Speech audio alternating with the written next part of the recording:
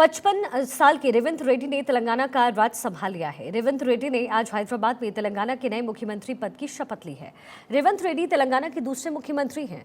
नया स्टेट बनने के बाद से ही केसीआर ने तेलंगाना में राज किया, लेकिन अब बीआरएस की जगह कांग्रेस यहां की सत्ता पर काबिज है। बीजेपी के छात्र विंग अखिल भारतीय विद्यार्थी परिषद के जरिए राजनीति में एंट्री मारने वाले रेवंत ने पहली बार किसी मंत्री पद की शपथ ली है। 2017 में टीडीपी को छोड़ करके कांग्रेस में शामिल हुए रेवंत को तेलंगाना में जीत का श्रेय मिला है। कांग्रेस प्रदेश अध्यक्ष बनने के बाद महज 2 साल में वो कांग्रेस के पोस्टर बॉय बन गए। तेलंगाना में कांग्रेस भले ही जीत गई है, लेकिन इस जीत के पीछे के चंद्रशेखर राव के नेतृत्व वाली भ्रष्ट और परिवारवादी सरकार के प्रति जनता का विद्रोह माना जा रहा है। ऐसे में प्रदेश के नए मुख्यमंत्री रेवंत रेड्डी के सामने तमाम चुनौतियां होंगी, जिससे उन्हें पार पाना होगा, जो कि उनके लिए चुनौतीपूर्ण है। लेकिन 3 बड़ी चुनौतियां जो सरकार बनने के साथ ही मुंह खोले खड़ी हो गई है, और वो है चुनावी गारंटी को पूरा करना, राज्य को कर्ज से मुक्त करना और मुफ्त की योजनाओं को लागू करना। जब तेलंगाना का निर्माण हुआ था तब उसके पास 7,000 करोड़ का अतिरिक्त राजस्व था। आज ये अतिरिक्त राजस्व 7 लाख करोड़ के घाटे में बदल चुका है। अब माना जाता है कि राज्य में कांग्रेस की जीत का एक बड़ा कारण 6 गारंटी पेश करने वाला पार्टी का मजबूत चुनाव अभियान रहा, और इन 6 गारंटी में तेलंगाना राज्य सड़क परिवहन निगम आरटीसी की बसों में महिलाओं के लिए निःशुल्क यात्रा का वादा सबसे आकर्षक था। मेरे साथ मेरी पॉलिटिकल एडिटर अदिति नागर इस वक्त जुड़ गई हैं और समझने की कोशिश करते हैं कि तेलंगाना का रण तो रेड्डी ने साथ लिया है, लेकिन आगे कैसे इस पर काम करेगी कांग्रेस। हमारे साथ अदिति इस वक्त जुड़ी हुई हैं। अदिति, तेलंगाना का रण, जैसा कि मैंने कहा, कांग्रेस ने साथ तो लिया है, लेकिन अभी रेड्डी के लिए इतना आसान नहीं होने वाला है। वो 3 चुनौतियां जिसका जिक्र मैंने अभी किया, उसे पूरा करना, उस वादे पर खरे उतरना, ये भी कांग्रेस के लिए एक बड़ी चुनौती है।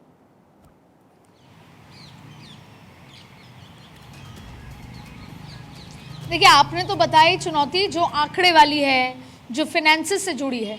सबसे बड़ी साइकोलॉजिकल चुनौती क्या है? ये है कि 2024 में तेलंगाना से जो सीटों का अनुमान लगाया जा रहा है कि वो बीजेपी के खाते में ना जाएं। अभी भारतीय जनता पार्टी के पास 4 सीटें हैं। भारतीय जनता पार्टी इस बात के लिए सुनिश्चित उन्होंने कर लिया है अपने फीडबैक निकालने, हमें साउथ से कैसे लेनी है, जिसमें तेलंगाना एक वो राज्य है।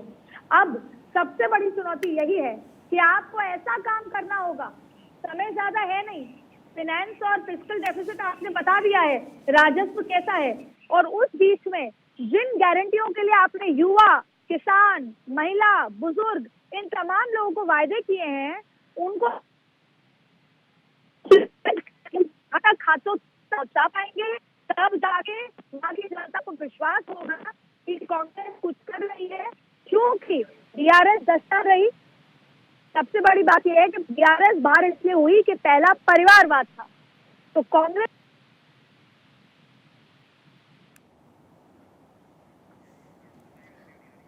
अदिति, आपकी आवाज हम तक ठीक से पहुंच नहीं रही, मैं आपका फिर से रुख करूंगी। तो देखिए, ऐसे में प्रदेश के नए मुख्यमंत्री रेवंत रेड्डी के सामने तमाम चुनौतियां होंगी जिससे उन्हें पार पाना है, लेकिन 3 बड़ी चुनौती जिसका जिक्र हम पहले ही कर चुके हैं। सरकार बनने के साथ ही कैसे ये 3 चुनौतियां कांग्रेस के सामने आ चुकी है।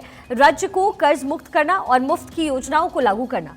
जब तेलंगाना का निर्माण हुआ तो उसके पास 7,000 करोड़ का अतिरिक्त राजस्व था, जिसका हमने जिक्र किया, लेकिन आज तेलंगाना राज्य पूरी तरीके से घाटे में है।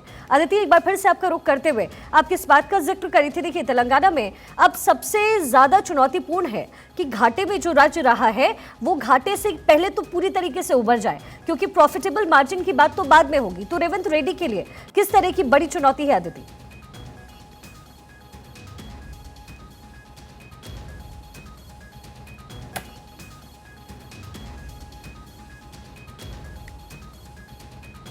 अदिति का एक बार फिर से रुख करेंगे। शायद कुछ टेक्निकल एरर है यहाँ पर, लेकिन देखिए, माना जाता है कि राज्य में कांग्रेस की जीत का एक बड़ा कारण जो है वो 6 गारंटी पेश करने वाला पार्टी का मजबूत चुनाव अभियान है। इन 6 गारंटी में तेलंगाना राज्य सड़क परिवहन निगम आरटीसी की बसों में महिलाओं के लिए निःशुल्क यात्रा का वादा सबसे आकर्षक रहा। कांग्रेस ने 2 लाख रुपए तक का कृषि ऋण माफ करने का भी वादा किया। अदिति, आप तक क्या मेरी आवाज पहुंच रही है?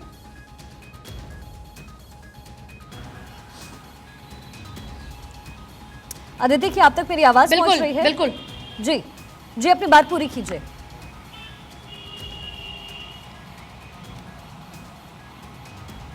बिल्कुल, तो चुनौतियां बहुत हैं, साइकोलॉजिकल चुनौतियां हैं, इम्प्लीमेंटेशन की चुनौतियां हैं, परिवारवाद का जो शिखा, मेरी आवाज मुझे पलट कर आ रही है।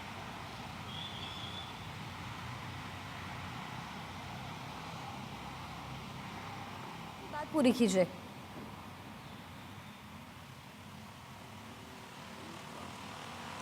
बिल्कुल शिखा, तो जो कांग्रेस थे, आज भले ही आज शपथ ली, पूरा का पूरा सीडब्ल्यूसी को कहा गया कि आप वहां पर पहुंचे, मनोबल दर्शाया गया कि कांग्रेस अभी जिंदा है। इसके अलावा खुद राहुल गांधी, प्रियंका गांधी, सोनिया गांधी शपथ समारोह में पहुंचे हैदराबाद, और तमाम सीनियर नेताओं को फ़ोन किया, कहा गया कि आप जाएं वहां पर। ऐसे में लोकसभा चुनाव से पहले सबसे पहला, जिस बीआरएस को आपने परिवारवाद और भ्रष्टाचार के लिए निकाला जनता ने, वही आपके ऊपर भारतीय जनता पार्टी आरोप लगाएगी। परिवारवाद का आरोप आप पे लगता रहा है, उससे आप कैसे बचेंगे? दूसरी बात है, क्योंकि एक बड़े लेवल पर परिवारवाद का जो सबसे बड़ा आरोप है भाजपा ने कांग्रेस पर लगाया था। दूसरी बड़ी बात है, भ्रष्टाचार की बात करें तो भ्रष्टाचार को लेकर भी भारतीय जनता पार्टी लगातार लोकसभा चुनाव आते आते आप पर सवाल खड़े करेगी। ऐसे में जहां पर आपका राजस्व की स्थिति इस तरह की है, आपको 6 महीने के अंदर अंदर जो स्कीम्स आपने बोली हैं, जितनी शादियों में आपने गहने की बात करी है, बेरोजगारों के लिए आपने 4,000 रुपये की बात करी है, बुजुर्गों के लिए आपने 4,000 रुपये प्रति माह देने की बात की है, ऐसी लंबी फहरिस्त है। उनका इम्प्लीमेंटेशन 2024 से पहले करना होगा, वरना और अगर तेलंगाना में भारतीय जनता पार्टी का परफॉर्मेंस अच्छा होता है तो साइकोलॉजिकल नैरेटिव लेवल पे ही कांग्रेस के पहले साल में ही उसको ऐसा लगेगा कि वो डिक्लाइन में आ रहा है। तो आज भले ही रेवंत रेड्डी, जिनका इतिहास बहुत पुराना रहा है, भारतीय जनता पार्टी के जो छात्र संघ से उन्होंने अपनी राजनीति शुरू की थी, फिर टीडीपी में गए थे, फिर वहाँ पर तमाम तरीके की लड़ाई लड़ी, फिर उनको जेल भी जाना पड़ा था वो कैश फॉर वोट तमाम तरीके के मामले में, और उसके बाद वो पॉलिटिकल संघर्ष करते करते आज यहाँ तक पहुँचे हैं, मुख्यमंत्री का शपथ भी लिया है। लेकिन उनके सामने ये कांटों भरा ताज सामने खड़ा है, क्योंकि तेलंगाना की जनता ने जिस विश्वास और जिस उम्मीद के साथ कांग्रेस को, जिस उत्साह के साथ चुना है, अगले 6 महीने में रेवंत रेड्डी को वो कहीं भी बातों को इम्प्लीमेंट कराना होगा, और घर घर से ये आवाज़ आनी चाहिए कि कांग्रेस को चुनकर हैदराबाद तेलंगाना की जनता ने कुछ गलत नहीं किया। तो तमाम तरीके की चुनौतियां शिखा अभी रेवंत रेड्डी के सामने हैं और कांग्रेस के सामने भी हैं, क्योंकि कांग्रेस अपना आचार, अपना तरीका, अपना विचार, अपनी दिशा, आगे की रणनीति जिन राज्यों में सरकारें हैं उसी के माध्यम से दिखा पाएंगी, जिसमें तेलंगाना, कर्नाटक, हिमाचल ये बड़े राज्य हैं जहां पर जनता जितनी खुश होगी, जहां पर जितनी अच्छी चीज़ें होंगी सरकार द्वारा, तभी वो लोकसभा में जाकर घर घर जाकर चुनाव प्रचार में उनका एग्जाम्पल दे पाएंगी, और तभी शायद 2024 में कांग्रेस के लिए कुछ उम्मीद वाली बात बन सके। फ्रीबीज का मुद्दा भी जो है अदिति, वो बहुत ज़्यादा गरमाया है, वो किसी भी राज्य का चुनाव हो तो। अब ऐसे में इन तमाम गारंटियों को पूरा करना ये कांग्रेस के लिए कैसे एक निर्णायक मोड़ ले लेगा, न केवल तेलंगाना में, क्योंकि 2024 का रण भी आगे है। तो अब इन तमाम राज्यों के जरिए ही कांग्रेस 2024 के रण को थोड़ा बहुत भी साथ पाने में कामयाब रहेगी। तो फ्रीबीज के मुद्दे, जो गारंटी पेश की जाती रही, जो वादे किए जाते रहे कांग्रेस की तरफ से, उससे पूरा करना तेलंगाना राज्य में कितना ज़्यादा चुनौतीपूर्ण है कांग्रेस के लिए?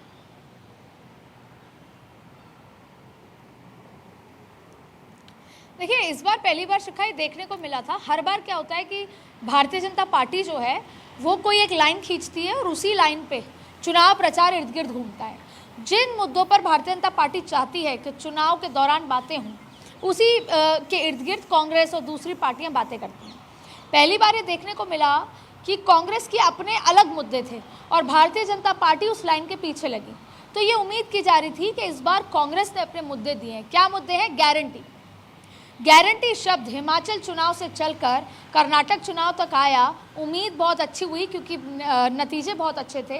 तो यही माना गया कि अब ये गारंटी का शब्द चल पड़ा है और इसी गारंटी से राजस्थान, मध्य प्रदेश, छत्तीसगढ़ जीता जाएगा। लेकिन इस बार हमेशा की तरह भारतीय जनता पार्टी ने इस पूरे प्रचार को टेक ओवर करके गारंटी के आगे मोदी की गारंटी लगा दिया।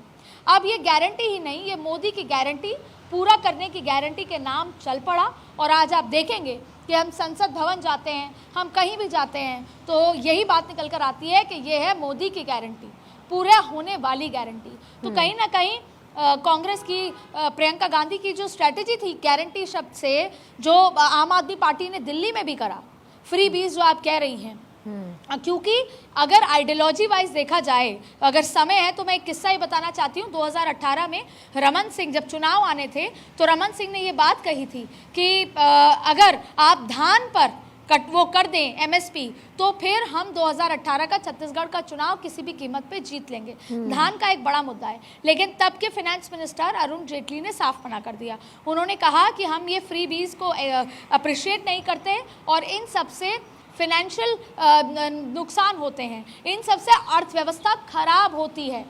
आप देखिए उस समय अरुण जेटली ने क्या कहा, और फिर धान पर एमएसपी नहीं दी गई। और उसके बाद जैसे ही रमन सिंह चुनाव हारे, छत्तीसगढ़ के मुख्यमंत्री आए और धान पर पॉलिटिक्स शुरू हो गई, धान पर एमएसपी दी गई। और उसके बाद अब भारतीय जनता पार्टी ने इस बार भी यही बात की गई जो उनके मैनिफेस्टो में धान को लेकर, और धान की पॉलिटिक्स चल पड़ी।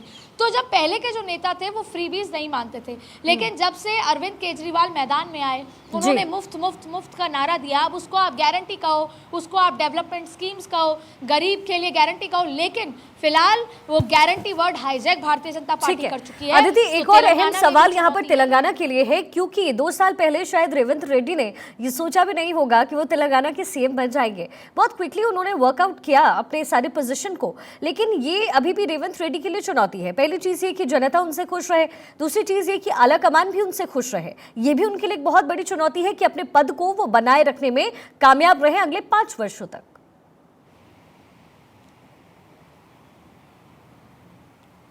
बिल्कुल, पिछले 2 सालों में उन्होंने अपनी एक अलग जगह बनाई है, बतौर प्रदेश अध्यक्ष भी बनाई है। यहाँ पर उनका अगर कहें, कई बार ऐसा होता है कि ये पर्टिकुलर नेता इस गुट से करीब है, लेकिन रेवंत रेड्डी आज की तारीख में लगभग जो बुजुर्ग और जो युवा ग्रुप हैं सभी के करीब हैं, और सभी आज इसी चलते उनके वहाँ पर पहुँचे भी हैं। और तेलंगाना में बहुत ज़्यादा उम्मीद है, जो युवा कांग्रेस का सर्कल है उनके भी चहेते हैं, तो जो सीनियर सर्कल है उनके भी चहेते हैं। लेकिन सवाल यही है कि उनका अपनी पार्टी, अपने आला कमान के साथ वो रेपो रखना, उसके अलावा जब तक वो तेलंगाना में बतौर मुख्यमंत्री जनता के साथ काम करने के दौरान वो रेपो नहीं रखते, क्योंकि आला कमान भी यही ऑब्जर्व करेगा, और क्योंकि अब ज़्यादा उम्मीदें बढ़ जाती हैं। साउथ की पॉलिटिक्स, जैसा हम कल जिक्र कर रहे थे शिखा, साउथ की पॉलिटिक्स अब कांग्रेस के लिए बहुत महत्वपूर्ण होने वाली है। ऐसे में चाहे फिर वो सिद्धारमैया हो, चाहे फिर वो DK शिव कुमार हो, चाहे फिर वो रेवंत रेड्डी हो, तमाम ये वो लोग हैं, चाहे केरला हो, तमाम ये सब लोग हैं। और फिर देखिए दुबई में जो मंदिर बन रहा है उसका भी सीधा सीधा इम्पैक्ट साउथ में होने वाला है। साउथ के बहुत सारे लोग जो है दुबई में काम करते हैं, केरला से, तमिलनाडु से, बहुत ज़्यादा बड़ी मात्रा में, जो अभी भी जिनके पास इंडियन पासपोर्ट्स हैं, जो अभी भी 2024 में अगर वोट करने आएंगे तो वो यहाँ पर वोट करने आएंगे, या फिर उनके बड़ी मात्रा में परिवार यहाँ हैं। तो आप देखें कि नरेंद्र मोदी का अगर उस एस्पेक्ट को समझें कि आज दुबई में फरवरी में जो इनॉग्रेशन करने वाले हैं मंदिर का, उसका भी सीधा सीधा इम्पैक्ट जो मस्तिष्क मानसिक रूप से पड़ेगा, मनोवैज्ञानिक तरीके से वो सीधा पड़ेगा साउथ के इलाके के वोटर्स पे, क्योंकि दुबई में साउथ के लोग हैं। तो ये साउथ की लड़ाई भी आसान कांग्रेस के लिए नहीं है। ऐसे में रेवंत रेड्डी को पहले खुद को प्रूफ करना है आला कमान के सामने, और खुद को प्रूफ करना है जनता के सामने, और 2024 के रण में कम से कम सीटें बीजेपी के पास जाएं, ये ताकत लगानी होगी। और अदिति, अब चूंकि 2024 का रण जो है वो भी सामने है, और दक्षिण को साधने की जो पूरी पुरजोर कोशिश है वो कांग्रेस की तरफ से होती रही है, और कामयाबी भी लगभग हाथ लगी है, क्योंकि तेलंगाना मिला कर्नाटक में उनकी जीत हुई है। ऐसे में क्या कांग्रेस इस स्ट्रैटेजी को अपनाएगी कि पहले दक्षिण को साथ देते हैं, नहीं 2024 तो कम से कम इसके अगले 5 वर्षों में कुछ तो बदलेगा, यानी वो दक्षिण से जो उत्तर का है ये जो एक सफर है वो कांग्रेस के आराम से तय कर पाएगी? रणनीति कांग्रेस की क्या कहती है?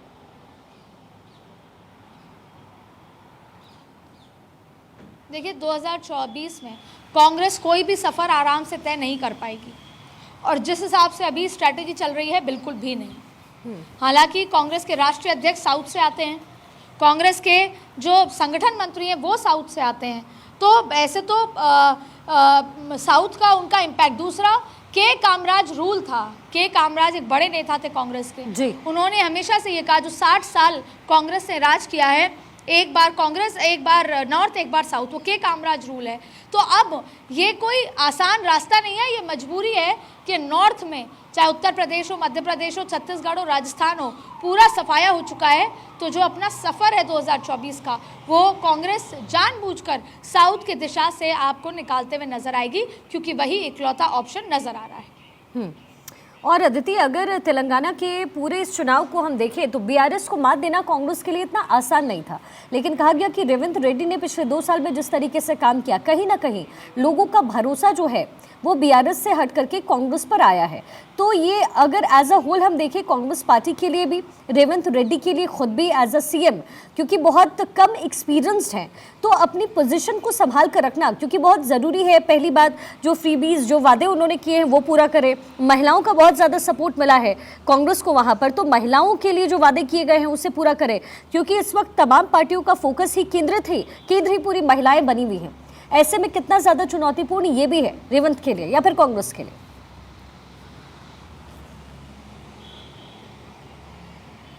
देखिए, पहले तो ये जो पूरा चुनाव हुआ है, ये आपने देखा होगा 2011 में किस तरीके से पश्चिम बंगाल में वामपंथी की जो सरकार गई और उसके बाद ममता बनर्जी आई, ठीक उसी तरह की एंटी इनकम्बेंसी के साथ जनता ने कांग्रेस को लेकर आए हैं, उस उम्मीद से कि जो बीआरएस ने किया वो कांग्रेस नहीं करेगी।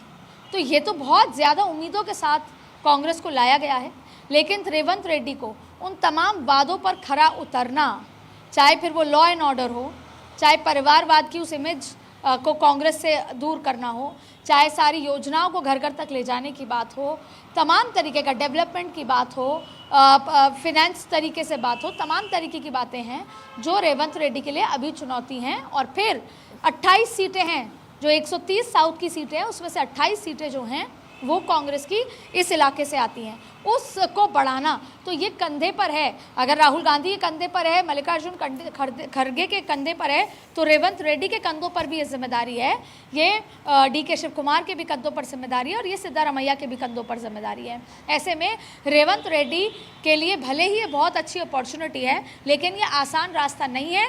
जनता जिस उम्मीद से उनको लेकर आई है, 10 साल के बीआरएस को शासन को दूर करके लेकर आई है, तो ऐसे में ये बहुत आसान नहीं नज़र आ रहा। लेकिन इसकी एक ही जो की है वो ये है कि जो वायदे किए हैं उनको पूरा करना होगा रेवंत रेड्डी को, और 6 महीने में वो करके दिखाना होगा, जिससे कि जनता ये ना सोचे कि हमने फैसला गलत लिया। बिल्कुल अदिति, बहुत बहुत शुक्रिया आपका अदिति। तो देखिए, जितना ज़्यादा मुश्किल और जितना ज़्यादा चुनौतीपूर्ण ये कांग्रेस के लिए है, उतना ही ज़्यादा चुनौती खुद रेवंत रेड्डी के लिए भी है, क्योंकि जो वादे उन्होंने किए हैं वही उनकी साख को कहीं ना कहीं तेलंगाना में बचाता हुआ नजर आएगा। और चलिए फटाफट आपको मार्केट का हाल भी बता देते हैं। हिंदी बेल्ट के राज्यों यानी मध्य प्रदेश, राजस्थान और छत्तीसगढ़ में बीजेपी की प्रचंड जीत ने शेयर मार्केट को तगड़ा सपोर्ट दिया है और भारतीय बाजार सरपट इस वक्त दौड़ रहा है।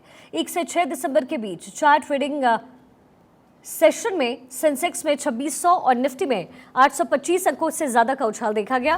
पिछले 2 कारोबारी सत्रों में जहां सेंसेक्स 1800 अंक से अधिक बढ़ा है, वहीं एनएसई का निफ्टी 50 से 587.2 अंक तक बढ़ा। हालांकि शेयर बाजार में आज 3 दिन बाद तूफानी तेजी पर ब्रेक लगा है। बीएसई का 30 शेयरों वाला सेंसेक्स 300 अंकों से ज्यादा टूट गया, लेकिन शेयर बाजार में लिस्टेड स्टॉक्स का मार्केट कैप में 13 लाख करोड़ रुपए का उछाल बीते 4 दिनों में आ चुका है। बाजार में देसी और विदेशी निवेशकों से लेकर के रिटेल निवेशक जिस प्रकार अपना निवेश बढ़ा रहे हैं, वैसे मार्केट और सरप्लस होता जा रहा है। मार्केट एनालिस्ट का कहना है कि बीजेपी की प्रचंड जीत ने राजनीतिक और तौर पर अस्थिरता और लोक लुभावन वादों की आशाओं को लेकर के काम करने का संकेत दिया है, जिससे मार्केट में इस वक्त चाबी भरी। मार्केट को राजनीतिक रूप से स्थिरता और सुधारवादी नीतियों के लिए तैयार मार्केट फ्रेंडली गवर्नमेंट काफी पसंद आता है। 3 प्रमुख राज्यों मध्य प्रदेश, राजस्थान और छत्तीसगढ़ में बीजेपी को मिले निर्णायक बहुमत से बाजार की उम्मीदें और बढ़ गई है कि पार्टी 2024 में आम चुनाव में सत्ता बरकरार रखेगी। केंद्र में राजनीतिक स्थिरता के प्रति भरोसे के कारण निवेशकों ने बाजार में भारी खरीदारी की। शेयर बाजार की नजर 2024 में होने वाले लोकसभा चुनाव पर भी है। बाजार हमेशा से केंद्र में स्थिर और सरकार को प्राथमिकता देती आई है और 2024 में लगातार तीसरी बार मोदी सरकार सत्ता में अगर आती है तो बाजार में बड़ी तेजी देखने को मिल सकती है। इससे देशी और विदेशी निवेशकों का बाजार पर भरोसा बढ़ेगा और यही नहीं, भारत दुनिया की अभी 5वीं बड़ी अर्थव्यवस्था है और आने वाले वर्षों में तीसरी बड़ी अर्थव्यवस्था बनने की संभावनाएं हैं। इन उपलब्धियों के हासिल करने के चलते भी शेयर बाजार का जोश हाई रहने की उम्मीद जाहिर की जा रही है। ऐसे में दुनिया भर के निवेशकों के लिए भारतीय शेयर बाजार निवेश करने का सबसे हॉट डेस्टिनेशंस में से एक हो सकता है।